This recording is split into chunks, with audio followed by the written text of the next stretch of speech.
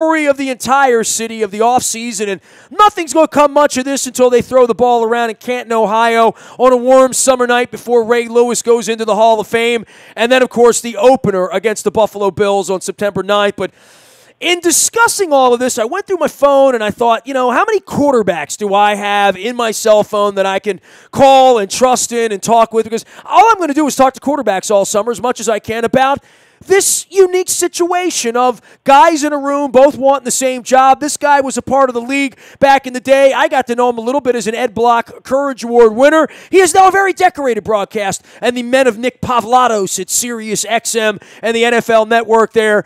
You can follow his journey at Jim Miller _NFL. He's one of my favorite dudes, even though he's tortured his poor child on Twitter at Jim Miller _NFL. We welcome the defending champion back on. Man, all you do is talk about football, and, that's a pretty good gig you got going there at Sirius, Miller. Yeah, I love it. It's a lot of fun. Always good to be with you, Nasty, and good to catch up. But, yeah, it's football all the time. It's been a part of my life for 39 years, and hopefully it'll be a part of it till the day I die. Well, around here we got a little baseball, a little lacrosse, certainly. The hockey teams are performing, but the Lamar Jackson, Joe Flacco thing, like in a city that hasn't had a quarterback controversy in a while. I mean, since Dilfer, let's throw it back to that. But you worked in this environment. You were a guy trying to get a job, trying to keep a job when you got a job, all of that. I don't know that anybody could expect Flacco to be, excited about this, but Flacco's had a guy in his office trying to take a job forever. He was the kid trying to take Palco's. All of that exists in the world of a quarterback, but for the fans, it becomes a real firestorm as to how are they going to get along. They're two different styles of quarterbacks, all, old and new, a decorated Super Bowl MVP, which I'm sure you would have liked to have been in your career. But, boy, they come to take your job quickly in this league, right? NFL, not for long. Yeah, it's always going to be competitive. I personally, don't think Joe Flacco, has to, worry about anything. He's just got to go out and play his style of football. Last year, obviously, he's coming off the back injury, really missed all of training camp, and certainly there's always going to be pressure because the offense really did not perform a year ago. It's really the run game came on towards the end, and they really had no weapons to really speak of when you look at the Ravens. So I think for Joe, it's certainly a challenge, and the only person you're really competing against is yourself, and that's to get better. I'd say that for Lamar Jackson, and I'd say that for Joe Flacco too, but I think Joe is pretty comfortable in his own skin, and he's just going to go out and play his brand of football. As a quarterback, you want those weapons around you. You want the best players. Clearly, Flacco could look at this from the minute they got rid of Bolden, and then Ray Rice co-cocked his wife, and then every year they're letting an Osemele or a Ricky Wagner, or this year Ryan Jensen get away. The Perryman thing. It's not his fault Perriman couldn't play, right? I mean, and they spent an inordinate amount of money. I mean, there's a website out there that tracks it, said the Ravens spent less money on offense over the last 5 years than any other franchise. And, getting Steve Smith to run around when he's 35, 36, 37 years of age as a number one target, I don't know that they've been completely fair with Joe and how this works, and in burning 2 second-round draft picks that could be helping him on his replacement. I would think as a quarterback he would have a legitimate beef about that, right?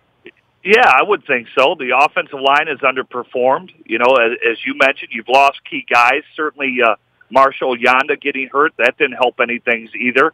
The tight end position has been often injured and underwhelming.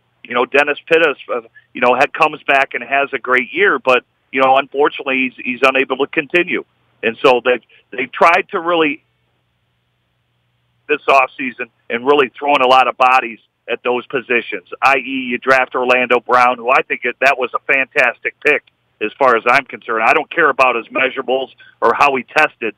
That dude can play football. And so I think that's a great asset on the offensive line. They address the receiver position repeatedly. Obviously, you mentioned Brashard Perriman. He has been very underwhelming. He may not even make it out of camp for Baltimore because you go out, sign Michael Crabtree, John Brown, and then, of course, draft a couple of receivers that I think will throw bodies at that position to get it up to snuff. And then the tight end, as I mentioned, draft the position twice. I like the drafting of Hayden Hurst because he's a mature 25-year-old that you'd like to think can come in and step in right away because he's played pro baseball before and is a 25-year-old coming out of South Carolina, and then come draft come back and draft a position again with Mark Andrews out of Oklahoma. At least Joe Flacco has a fighting chance if these players can emerge during training camp for the Baltimore Ravens. Jim Miller joining us here from Sirius XM. You can find him seriously out on Twitter at JimMiller_NFL.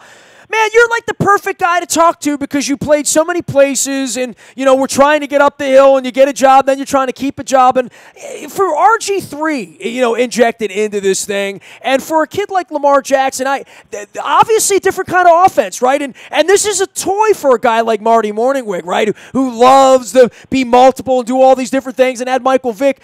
But at some point, there's one football and one offense, and they have to play. I don't know how much better a backup quarterback can get when he's not taking reps. And I think that's going to be the real story during the year because I'm with you. Flacco's the quarterback. He's going to be the quarterback. There's going to be a ton of noise here. Certainly the first time he goes 3 and out or throws a pick or they lose a game they shouldn't lose, which usually happens in September. And then the media gang up on, hey, you burned 2 twos. You used the number 1 pick. You got this kid that can run around. Let's put him in there and see what he can do. He's also the 5th best quarterback in the draft, Jim. I mean, every team in the league said no thank you to him as a franchise quarterback in the first round. That's always a red flag for me, let alone the fact that a running quarterback's going to get killed in this league, and I believe that. I don't think you can keep a running quarterback healthy in the National Football League because I've never seen it done. Yeah, well, it's going to be interesting. I like the fact that they drafted him, they trade up and get him in the first round because you get that 5th-year option. People forget. I played for the Pittsburgh Steelers when they drafted Cordell Stewart. Cordell Stewart out of Colorado was a 2nd-round draft pick by the Pittsburgh Steelers. If it were in today's NFL, he would have went first round because everybody's going to want a raw player like that they can develop, and you've got that extra year with the 5th-year option. So I agree with what Ozzie Newsome did. This guy's a very raw player who has high upside when you look at his play at Louisville. So, I think for him, he's got to mold himself into a quarterback. He's going to emulate some of the things that Joe Flacco does in terms of the pocket passing, but also they're going to utilize his skill sets and what he brings to the table. All right, certainly he's electrifying with his feet, but think of that slash roll. Is there a way that Baltimore this year can get this kid on the field to provide explosive plays? And I would think Marty Morningwig, and people forget Greg Roman is on that staff as well, who was with Colin Kaepernick out there in San Francisco. I'd like to think that they can get a package together, whether it's a red zone package, something like that, to infuse Lamar Jackson onto the field because he's that great of an athlete and that big of a weapon in terms of how teams are going to have to defend him. So, there's going to be a way to do it. But other skill sets he's got to work on. I don't like his narrow feet when he drops back because he's at the top of his drop. He's got very narrow feet. He's got to get a wider base, and those are skill sets that he can really learn from Joe Flacco to really take his game to another level. Who did you learn from? Not just coaches, but in that quarterback room, there's got to be learning amongst peers and not just coaching down. At some point, I don't want to say the starter's got to take the backup or the backup takes the starter, but in every good team I've seen, the guy holding the clipboard over there is involved and vested and in all of that. And then we've seen a backup quarterback win a Super Bowl here, which many people thought could never be done. The backup's pretty important when your starter goes down, that's for sure. Yeah, it is. I mean, you've got to be a sponge as a backup. For me, when I broke in the league, I learned from Neil O'Donnell, in Pittsburgh, and he was a good quarterback. The year we went to the Super Bowl 30 against the Cowboys, that guy was AFC Player of the last 2 months of the season. That's how good he was playing as a quarterback. So you kind of just got to watch and learn. He didn't have to go out of his way to help me, but there were subtle things that he did that really taught me the ropes of playing quarterback in the NFL. And I would think that's what Lamar Jackson's got to do. Soak up everything you can from the coaches who are trying to teach you. Watch and emulate the quarterback in front of you. Even though the skill sets are a little bit different, he can take qualities of what Joe Flacco does from throwing in the pocket, how he reads defenses, blitzes, how he addresses them at the line of scrimmage, and you just have to soak it up like a sponge. And then, of course, be a sounding board. Do whatever you can to be a great teammate to help out the starter. Hey, man, I saw him do this on this certain play, or this is what we talked about in the meeting. And Joe Flacco, I would think, he's got no ego about him. He'd be receptive to that. and help bring along a young quarterback as talented as Lamar Jackson is. He is Jim Miller _NFL out on Twitter, and of course at Sirius NFL on the Sirius XM side of things, where I often find me a little Pearl Jam channel, a little Bruce channel as well, a little Tom Petty. So there's my free plug for Sirius XM, of course, that everybody enjoys driving around. Jim, for the Ravens in the offseason, I think that they've improved, and that I think that's all any fan could say is, are we going up or are we going down? I think the wide receiver room's better. I love the draft, that it was deep. I love the tight ends. I even like the backup quarterback and the grooming thing. Let's see if he can play. But I'm with you. If Joe Flacco goes out and plays the way Matt Ryan's played the last couple of years, there'll be no oxygen to bench a quarterback that's capable of winning 12 games in the league, which Joe Flacco's capable of winning 12 games this year. But he's going to need a lot of things around him, though, right? Yeah, absolutely. Well, even last year, I mean, with no weapons around him to speak of, they found a way to get the running game cranked up with Alex Collins, the offensive line to play towards the end of the year. And hey, a play away of going to the playoffs. You look at the play that Tyler Boyd against the Cincinnati Bengals is somewhat of a fluke play.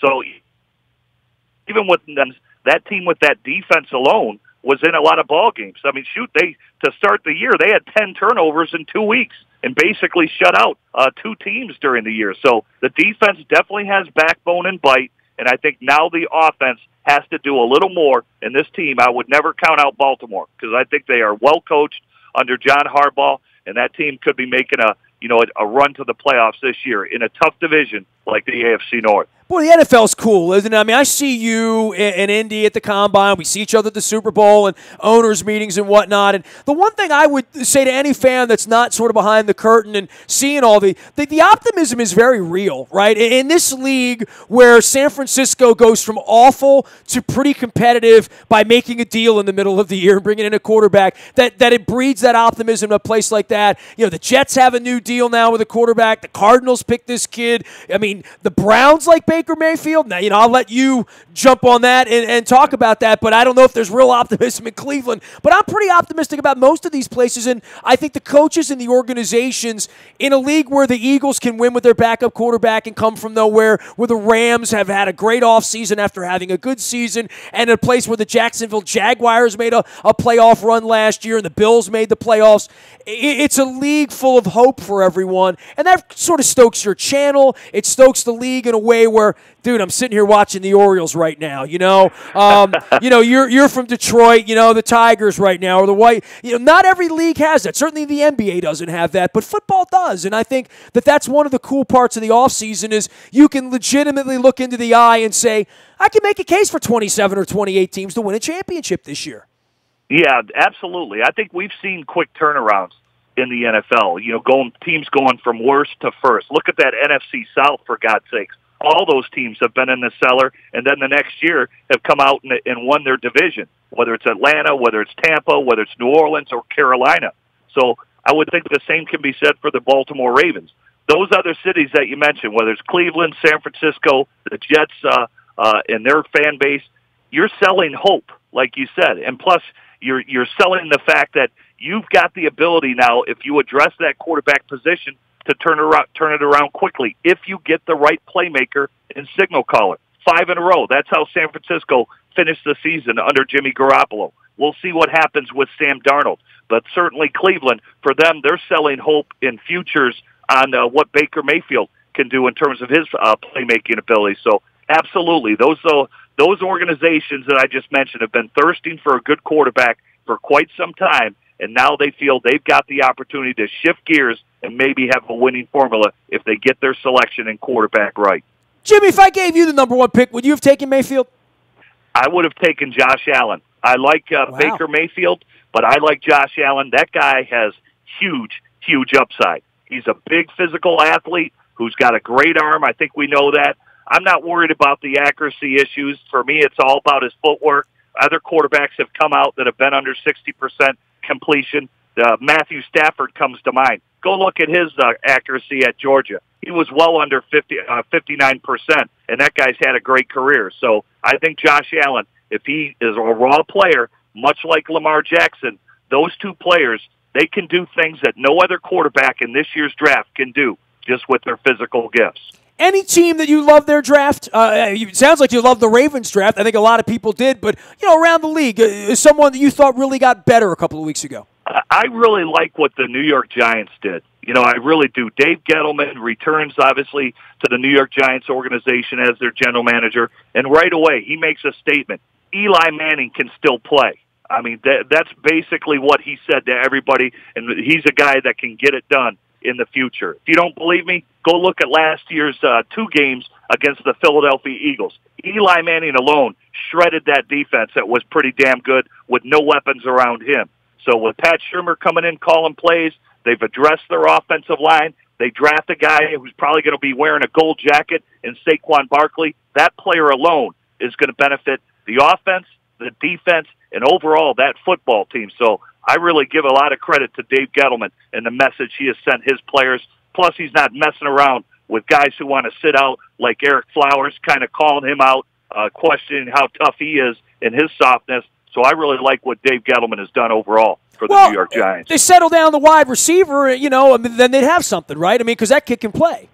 Yeah, and hey, that kid's minding his P's and Q's too. He's been in the off-season workout program. He knows he's not going to get paid unless he shuts up and plays football. And I think that Dave Gettleman has his finger all over that too.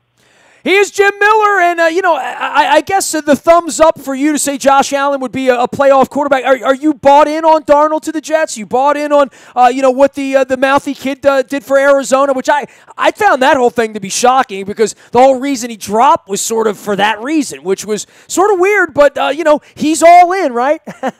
Yeah. I like overall where all the quarterbacks landed.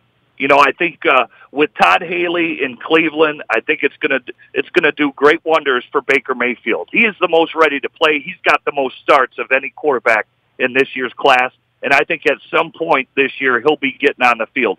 Sam Darnold, I like him in a West Coast offense because he's kind of a timing and rhythm thrower. Plus, he can break out of the pocket and make plays with his legs. You got to remember the offensive coordinator there, Jeremy Bates. He spent a lot of time with John Gruden. So they think Sam Darnold is their Richie Gannon. Okay, and then Josh Allen, we know why Buffalo traded up for him. I think that's a good fit, the weather issues, all that stuff, and he's an athlete who can make plays. His arm will cut through the wind in the bad weather of Buffalo because he played in that out there at Wyoming. And then finally for Lamar Jackson, and you mentioned it, Marty Morningwig, Greg Roman, we've talked about that. And Josh Rosen, he's a pocket passing guy.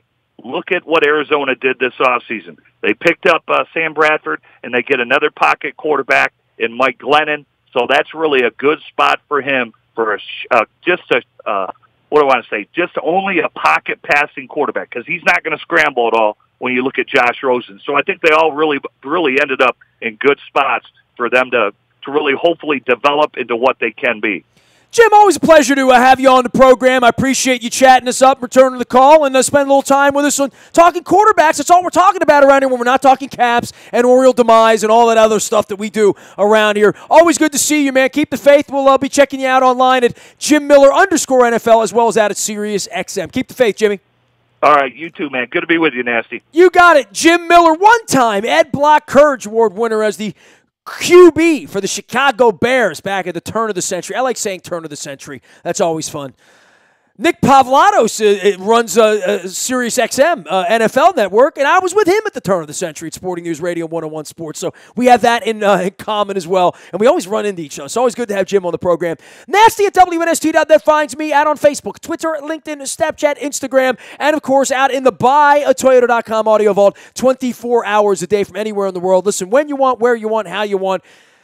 Podcasting, it's what the kids are doing. Also, got to give a shout-out to our friends at the Modell Lyric. William Shatner coming in on the 16th doing a Star Trek turn and a Q&A. Learn all about that at modell-lyric.com. And, of course, Steely Dan coming up in October during my 50th birthday week, as well as Kansas in November, modell-lyric.com. I've been wearing my Baltimore Brigade hat most of the week around here. We're getting ready. May 25th, they got another home game. Ron Jaworski's going to come on and talk about the Philadelphia Soul playing in the AFL. That's May 25th at the Royal Farms Arena. That 7:30 start on that game there. Learn more at BaltimoreBrigade.com as well as at Monumental Sports at the aforementioned Royal Farms Arena, where it's real fresh, real fast, I put the Kona blend in my cup, and you make sure you're using the app when you're going to Royal Farms.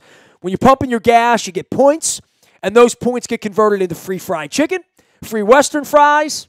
I take a roll with it because that's the way I roll with it, as well as on the coffee. Get a free coffee. Fill up, use the app. Royal Farms, real fresh, real fast. Appreciate Rofo's sponsorship as well. I am Nestor. We are WNST.net, AM 1570, and WNST, Towson, Baltimore. We never stop talking Baltimore sports.